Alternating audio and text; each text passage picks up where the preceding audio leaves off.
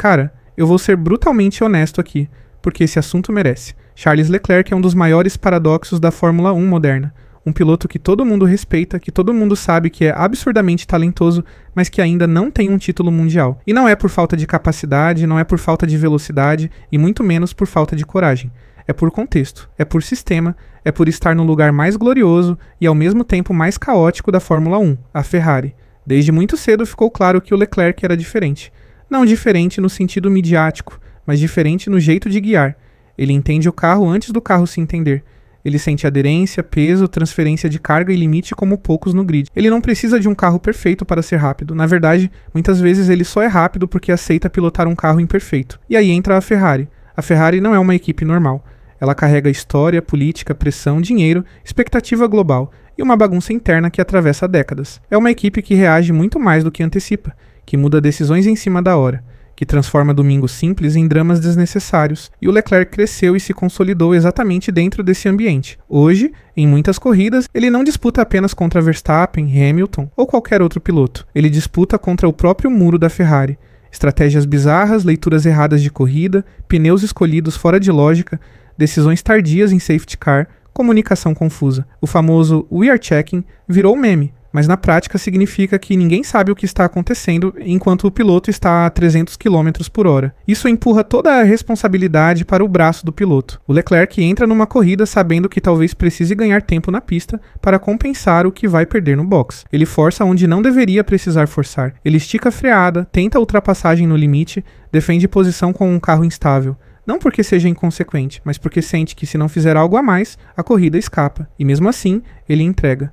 Muita gente esquece de um ponto fundamental. O Leclerc enfrentou Max Verstappen no auge, e não só enfrentou. Ele ganhou muitas vezes, ganhou na pista, roda a roda, sem confusão, sem erro do adversário. E você tem noção de quem é o Verstappen hoje? Um piloto dominante, extremamente consistente, frio, que destruiu companheiros de equipe e redefiniu o que é domínio na Fórmula 1 moderna. E mesmo assim, quando o carro permitiu, o Leclerc bateu de frente e venceu. Isso por si só já coloca o Leclerc num grupo muito pequeno de pilotos especiais. O auge dessa história foi 2022. Ali ficou claro para quem quisesse ver. O Leclerc tinha nível de campeão mundial. Ele venceu, liderou o campeonato, mostrou maturidade, velocidade e controle. Mas a Ferrari implodiu. Estratégias erradas atrás de estratégias erradas, desenvolvimento que não acompanhou a Red Bull, decisões internas questionáveis. Se não fosse a Ferrari, o Leclerc teria sido campeão em 2022. Isso não é emoção, é leitura técnica. Depois disso, o cenário ficou ainda mais cruel. A Ferrari passou a entregar um carro difícil, nervoso e imprevisível. Um carro que muda de comportamento no meio da curva, que não aceita correção, que pune qualquer pequeno excesso. E mesmo assim, o Leclerc continua colocando esse carro no Q3. E não é qualquer Q3. São voltas absurdas. Voltas que não fazem sentido no papel. Voltas no limite absoluto, em que ele tira tempo de onde não existe. São as voltas da vida dele. Voltas em que ele pilota acima do carro. E é exatamente por isso que hoje ele erra mais. Não é queda de nível, é excesso de limite. Ele não está explorando 98% do carro. Ele está tentando tirar 101%. Ele vive no fio da navalha. E quando você vive nesse nível, o erro deixa de ser exceção e vira risco constante. Cada volta que o Leclerc faz é impressionante.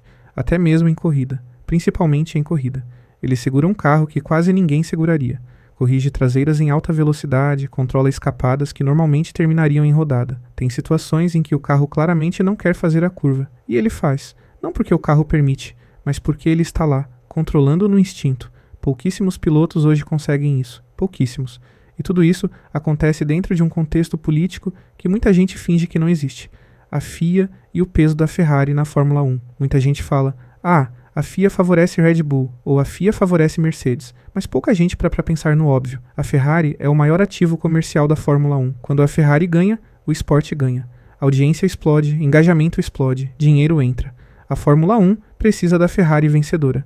A FIA sabe disso, o público sabe disso. Imagina o impacto global de uma Ferrari campeã depois de anos de jejum. O retorno financeiro seria absurdo, mas aí está o paradoxo. Mesmo sendo politicamente gigante, a Ferrari continua falhando no básico. A FIA pode criar regulamento equilibrado, pode evitar domínio eterno, pode manter a Ferrari relevante. Mas a FIA não faz estratégia certa no domingo, não escolhe pneu, não chama o piloto na hora correta, não resolve comunicação interna. E quem paga o preço disso é o Leclerc. Ele corre numa equipe que deveria ser referência, mas que muitas vezes se perde em si mesma. Ele carrega a esperança dos fãs, da mídia italiana, da própria Fórmula 1, mas quando a luz apaga, ele está sozinho dentro do carro, lidando com decisões erradas que vêm do box. Por isso, a imagem dele é tão injusta para quem olha só o resultado. Quando a Red Bull vence, dizem que é competência. Quando a Mercedes domina, dizem que é excelência. Quando a Ferrari perde, dizem que o piloto errou. Só que a realidade é muito mais dura. O Leclerc não é um piloto que precisa de tudo perfeito. Ele é um piloto que sobrevive onde outros desistiriam. Ele não pilota a Ferrari como ela foi projetada. Ele pilota a Ferrari como ela precisa ser pilotada para continuar competitiva. Talvez por isso ele ainda não tenha um título mundial. Não por falta de talento, não por falta de nível, mas porque nunca teve, por tempo suficiente, um sistema à altura do piloto que ele é. Ele é o campeão sem título porque enfrentou Verstappen no auge. Porque em 2022 o título escapou mais do box do que do volante. Porque hoje ele coloca uma Ferrari instável no Q3 com voltas irreais. Porque segura um carro que quase ninguém segura e porque paga o preço de pilotar sempre além do limite. Se um dia o pacote fechar, ninguém vai se surpreender. Porque quem entende de Fórmula 1 já sabe há muito tempo. Charles Leclerc não é rápido apesar da Ferrari. Ele é rápido apesar de tudo.